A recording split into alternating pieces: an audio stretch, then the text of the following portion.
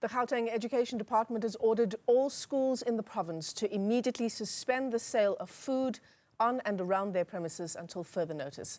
This decision prompted by rising incidents of alleged food poisoning in the province, mostly affecting learners.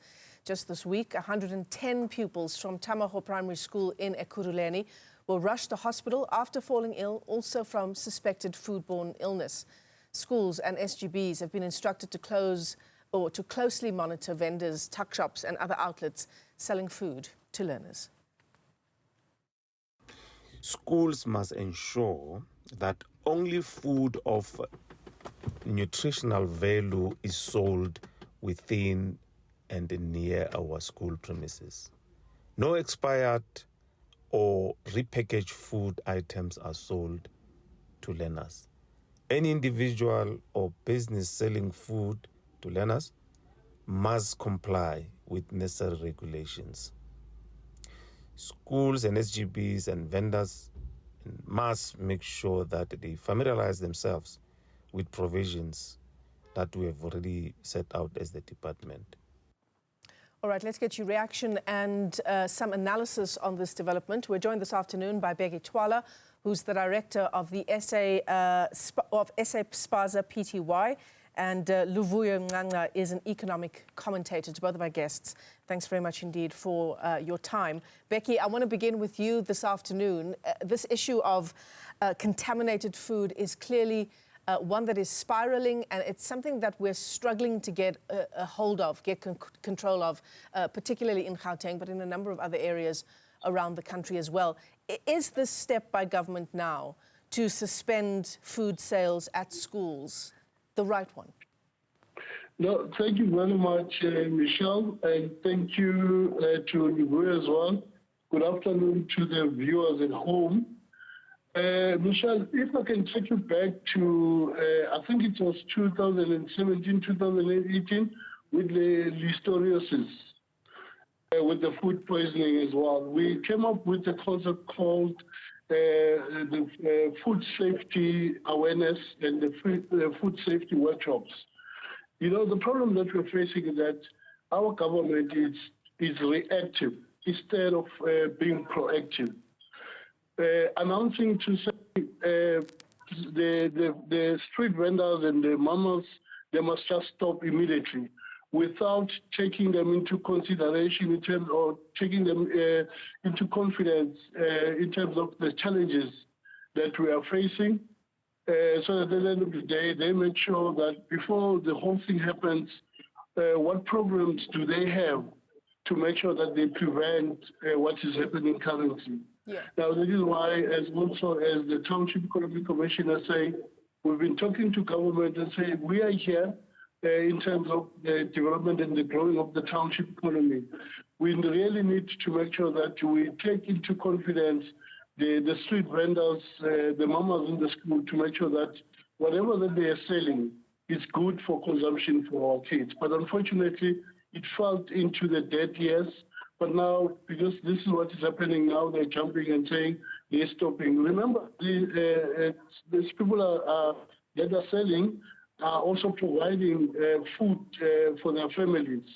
But now the situation is not conducive, you know, for them to just stop without them being also taken into confidence in terms of what is currently happening, Michelle. Yeah, absolutely. Luvuyo, let's bring you into the conversation. And Bheki has already raised this issue about the economy, not only the people who run Spaza shops and the fact that they depend on this income for their livelihoods, but Spaza shops have, for a very long time in our history as a country, played an important role in a number of communities.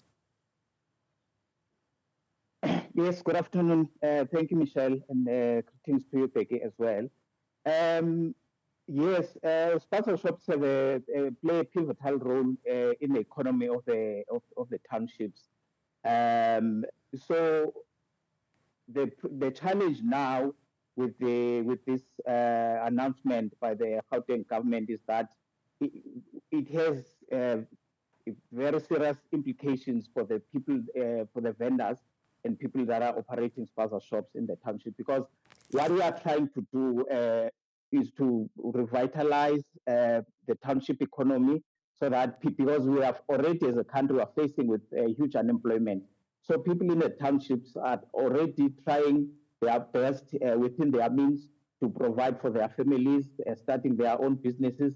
So, but government must come in the picture to assist them so that they can comply and so that they are able to provide and sell food that is safe for consumption by communities. So the announcement will have very serious implications, negative implications for people that are selling in the townships. Yeah, certainly. Bheki, I wonder whether there is a balance that we can strike between regulating informal traders, particularly ones that are operating outside of our schools, but also recognizing the fact that they depend on this for their livelihoods and income. Remember, Michelle, in Gauteng, we've got what we call TIDA, the Township Economic Development Act. The government has just dropped the ball. We've signed the act into law 2022. But that act is not implemented because one of the section in the act, it talks about the bylaws that also looking at assisting the street vendors. Because when you talk about the normals, they're also part of the street vendors. This is why we're saying if government reacts and not being proactive, we've got policies that and laws that are governing this country, but the implementation of those laws are very poor. Now, it takes the lives of our kids for government to stand up, and it can't be. Government must make sure that at the end of the day is, when we talk about township economy, what do we mean? There's a lot that is provided in terms of that TIDA Act, but that act, it's not being implemented. And we've said after the act, signed in Gauteng, we also want to lobby with the president so that the act becomes national. We are saying, Michelle, laws are there. We are just failing to implement the laws. Bheki, I want to stay with you for a second as the director at SA Spaza Pty. What is your role in ensuring that those who run and operate Spaza shops are doing so within the regulations insofar as cross-contamination and food safety is concerned? Yeah, what happened is that we're coming up with a program for the development and growth of the Spaza shop, the local Spaza shop. We last year or early this year, we've launched what we call #Spaza for Locals.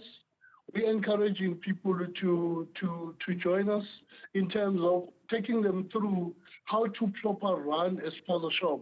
In terms of, remember, a Spaza shop, the shop itself, we've got the whole value chain within the Spaza shop. We are saying, when we talk about township economy, we can't then, just be consumers. We also need to manufacture what we consume.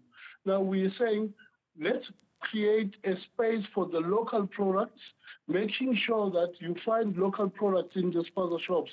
But we need to make sure that Spaza shops are done properly. They are able to look after the Spaza shop. We're saying, let's professionalize Spaza shop, because we might not formalize all the Spaza shops. What is critical, as we are saying, as SA Spaza, let's formalize them. Let's make sure that when you look at the issues of safety, when you look at the issues of, packaging, we make sure that people, they get the right products. Yeah, absolutely. Yeah, Luvuyo, do you want to weigh in on that issue in trying to bring the whole value chain into South Africa? Surely that's a long-term project. Certainly, it is a long-term project, but one that is necessary, because ultimately, in order for us to improve the township economy, you need to look at the value chain, but also, because, when you look at the food products that are being sold by vendors, where do they source them? So we need to look at that, so that the regulations, if a regulation is implemented, it must look at the whole value chain in terms of making sure that the food across the value chain is safe. Anything that goes through the value chain is safe for consumption. Yeah, certainly. It's a long way to go, but certainly an issue that needs urgent addressing here in our country. So many children have already died and many, many more hospitalized as a result of this issue. To both of our guests, let me thank you for your time this afternoon. Bheki Twala is the director at SA Spaza and Luvuyo Mncanca is an economic commentator.